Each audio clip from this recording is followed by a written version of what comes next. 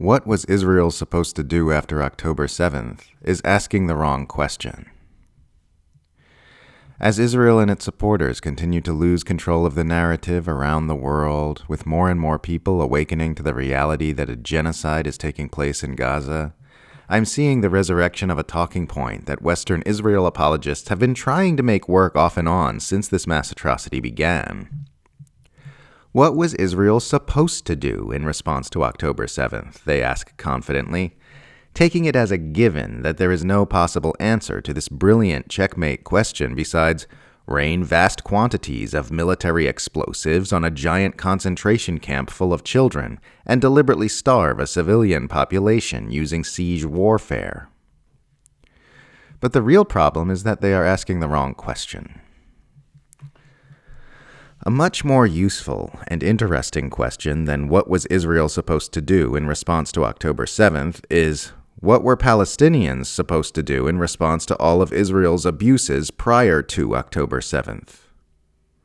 Nobody's ever been able to give me a serious response to this question, which doesn't entail mountains of lies and/or the dehumanizing expectation that Palestinians should accept conditions that none of us would willingly accept ourselves.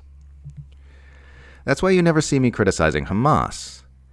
If someone could tell me what specifically Palestinians should have done in response to Israel's tyranny that they haven't already tried in order to obtain real material justice, I'd happily say Hamas should have taken that option instead of resorting to violent force. But if that option truly existed, Hamas never would have been created in the first place. That's why nobody's been able to tell me what such an option would have looked like without lying. What was Israel supposed to do after October 7th? Same thing they should have done before October 7th. Dismantle the apartheid state, give everyone equal rights, pay massive reparations, and right all the wrongs of the past.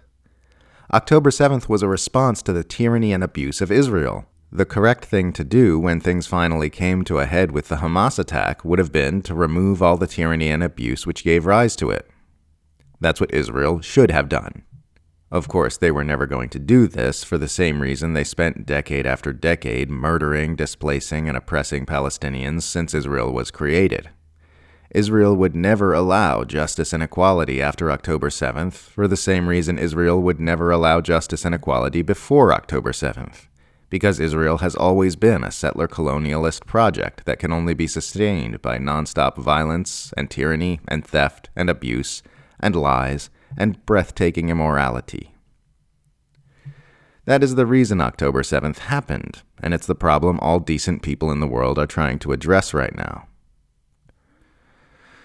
Those who suggest that everything Israel is doing in Gaza can be explained by October 7th have got it exactly backwards.